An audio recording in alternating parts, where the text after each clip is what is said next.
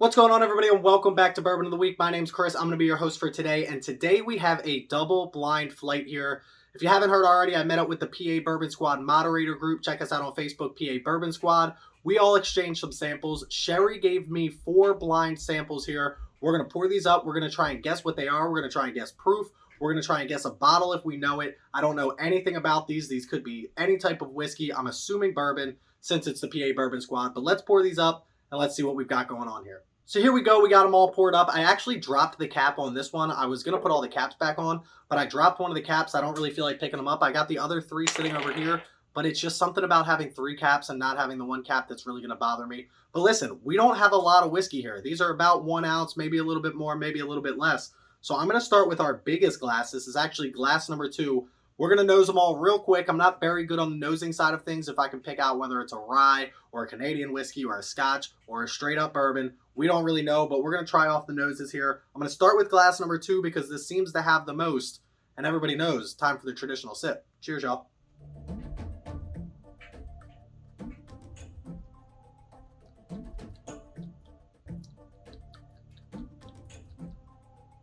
It's a long sip, but that's good.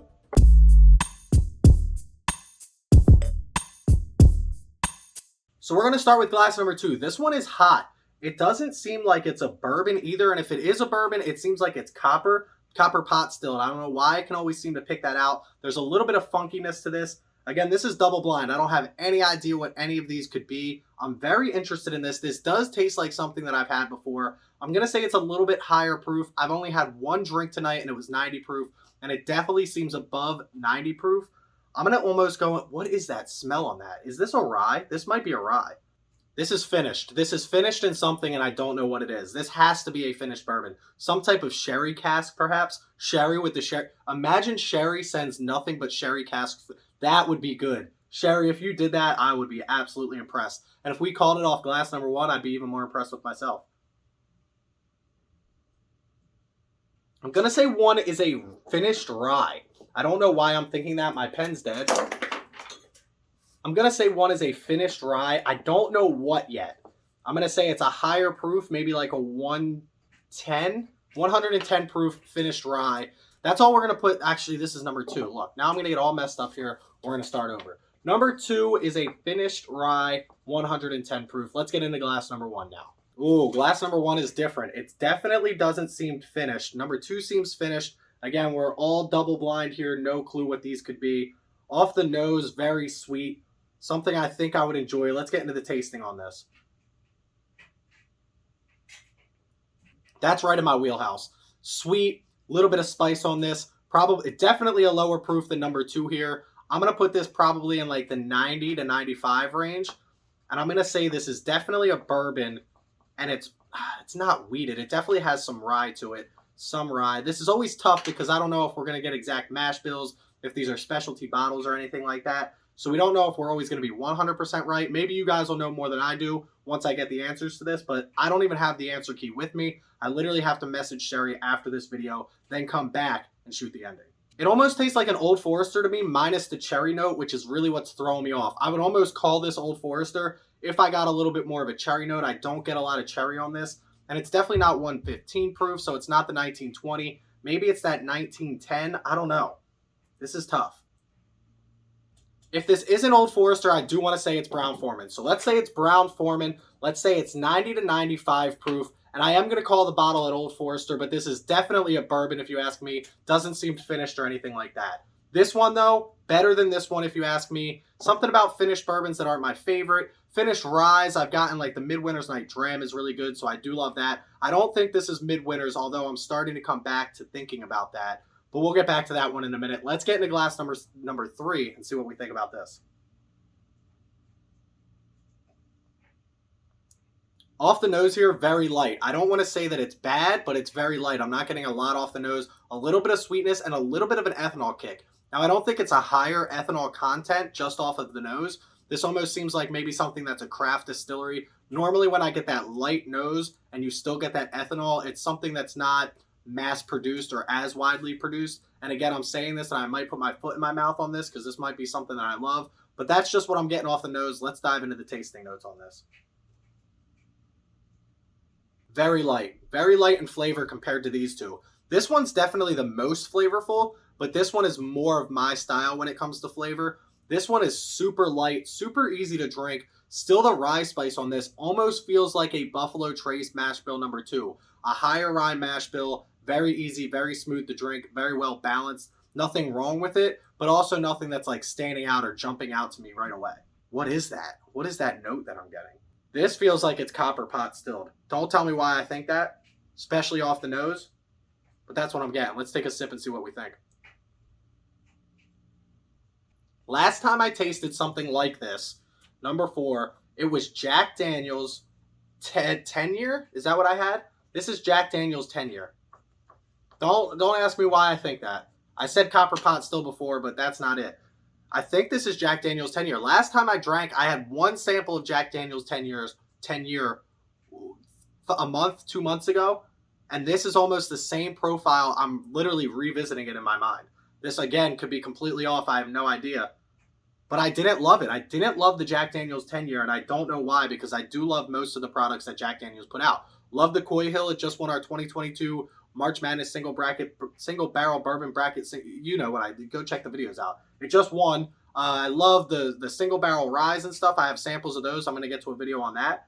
But I didn't love the 10 year. I think they just came out with a 12 year as well. Let's get one more sip, because this one's throwing me off. It's good, but it's not great. Super long legs on this. Very long finish. Lower proof as well. I don't remember what the Jack Daniel's proof is on the 10 year, but I'm going to say that this is like a 90 proof. 90 proof perhaps, Jack Daniel's 10 year, and that's my guess on that. It tastes like it shouldn't be 10 years, to be quite honest with you, but I'm going to guess Jack Daniel's 10 years on this. I don't know if I'm right on that. I do think that it is a bourbon, although it is throwing me off with that very light, very almost a smoky finish to it. So as of right now, number 1 is my favorite, number 2 is my second favorite, number 4 is my third favorite, and number 3 is my fourth favorite. And that's interesting to me. Again, if this is a finished rye, not usually my favorite, but this is pretty damn good. Again, this might be Midwinter's Night Dram. Would it be cheating if I tried my Midwinters to compare to this? I think that's cheating. This is definitely finished. It's gotta be. If this isn't finished, I'll be surprised. Let me message Sheri. I'm going to find out what these are, and we're going to get right back to you. You don't have to wait any longer. All right, here we go. I got a little setup here. She said, make sure you get your reaction before you... I'm very nervous right now. I'm just going to click on her face. We're going to see what she's got here. I said, lay it on me. Let's see what you got, Sheri. Again, should I keep guessing while I'm waiting for the typing? I told her my answers. I told her which ones I like the best. And she said, get your reaction when you see this, because this is making me nervous. Number 1, ladies and gentlemen. Hold on. I'm not going to tell you yet. Oh my gosh. Completely wrong, by the way. Just so you guys know. Completely wrong. What the heck? All right, listen, I'm going to hook it back up. I'm going to message her and tell her, oh my gosh, I'll tell you guys what we got going on. Listen, I'm absolutely shocked. I don't even remember what order I put these in. I think I said 1, 2, 4, 3. Is that the order that I put them in? I think that's what I did, but whatever I said originally is what I'm sticking with. I'm just going to give you the order and what I thought I said them in. Number 3, I said it was a Buffalo Trace product. I said it was 100 proof. I said it was maybe a bottled and bond. I did say that it was a bourbon, and listen to this. This is Blue Run Golden Rye. It's a 95 proof, so we were only off by 5 proof, which isn't bad. I don't know too much about Blue Run. I know that Jason from the Mash and Drum hates it. This is a sourced product, and that's pretty much all I know about it. 95 proof, sourced product. Blue Run is one of those things. I think these run like $100 though. $100 depending on which one it is. I don't know what the golden runs, but I know they run in that $100, $125 range. I don't know that I would pick this up now that I've tried it. I think that it's good, but I don't think it's $125 or $100 good. But I am interested to try Blue Run, so I'm glad that I got to try it this way rather than spending the $100 on it. So thank you, Sheri, for sending me that one. I think that was number 4. Let's get into glass number 3, which was glass number 4. Glass number 4 threw me off a lot. I said it was Jack Daniel's. I said it was 10 years. I said it was 90 proof. And let me tell you why this threw me off. This was an American whiskey which is the first thing that threw me off. I'm a bourbon guy, right? Everything I drink is bourbon. So when I don't drink a bourbon, I don't exactly know what it is. I don't know if it's Canadian whiskey. I don't know if it's a Scotch. I don't know if it's an Irish. I just don't know. I haven't drank enough of them to really distinguish the different flavors. The reason that this threw me off is it's 95% corn, 4% rye, 1% malted barley. So super sweet. That's the nose that I was getting on this. It's literally straight corn. You can smell it. This is Second Glance Savage and Cook Store Pick, and get this, coming in at 88 proof. I said 90 proof. We're getting points on Matt Madness if this is what we're playing. But this, again, not my favorite when it comes to the flavor profile, but it's just different. It's not bad by any means. I'm not normally like a 95.5 guy or anything like that. I've tried those with ryes, but when it comes to this one, it wasn't bad. It's definitely different. I don't know if I would drink it every day, but I am glad that I got to try it. Again, being a store pick, I don't know where Savage and Cook is, but I'm assuming they're putting out pretty good store picks if Sheri's got one. So cheers to you guys, Savage and Cook. Glad I got to try this. But let's get into glass number 2, which was my second favorite. Glass number 2, I said, was a finished rye. I said it was 110 proof, and I said it was Midwinter's Night Dram, and I couldn't be more wrong when it comes to this.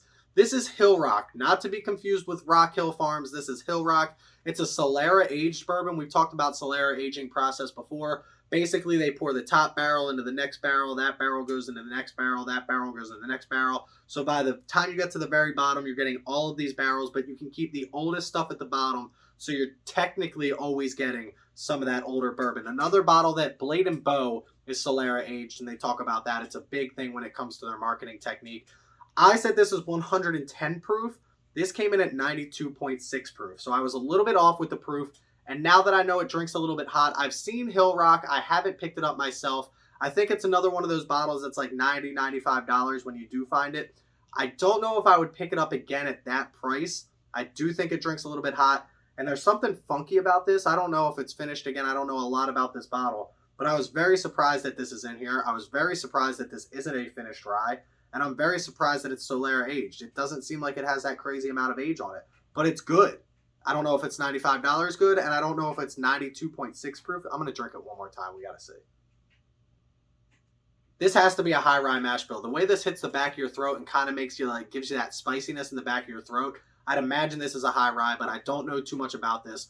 But let's get to number 1, my favorite pick. And ladies and gentlemen, you are not going to believe what Sheri sent me for glass number 1. Let's get into it right now. Glass number 1, I said a 90 to 95 proof bourbon. I said it might be a very fancy Old Forester. I don't know a lot about the Old Forester birthday bourbon, but that was kind of what I was thinking. I don't know the proof range on that. I had one sample of the 2020. I absolutely loved it. And I was thinking Brown Foreman if it wasn't Old Forester. But Sheri ended up sending me a glass or a sample of Pappy Van Winkle Lot B, the 12-year, 90.4 proof. We know this is Buffalo Trace. We know this is Sazerac.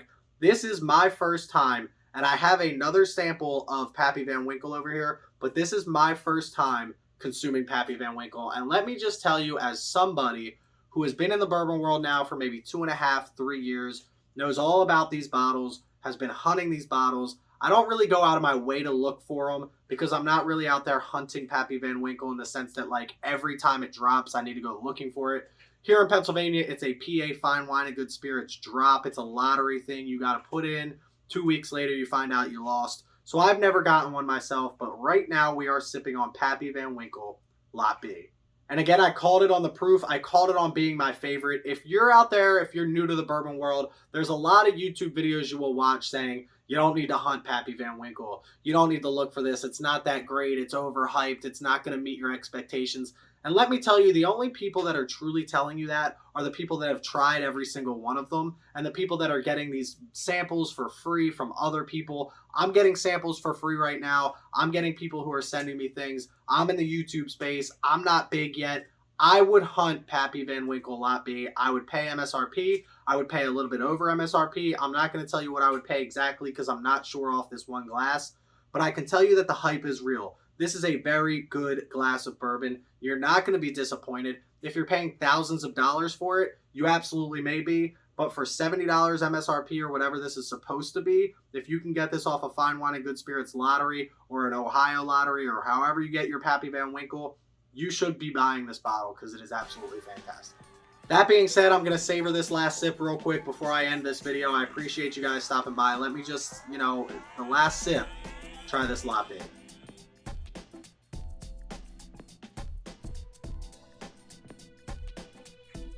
But listen, that's where I'm going to leave you for today. Thank you so much, Sheri. If you would have told me 2 years ago I'd be drinking Pappy Van Winkle in my own basement as a blind sample from another moderator in a PA Bourbon Squad group, I would tell you you're a liar. But make sure you check me out on Instagram at Bourbon of the Week. Go click that follow button over there. If you want to help support the channel out financially, check us out on Patreon. We have a lot of cool perks just for Patreons.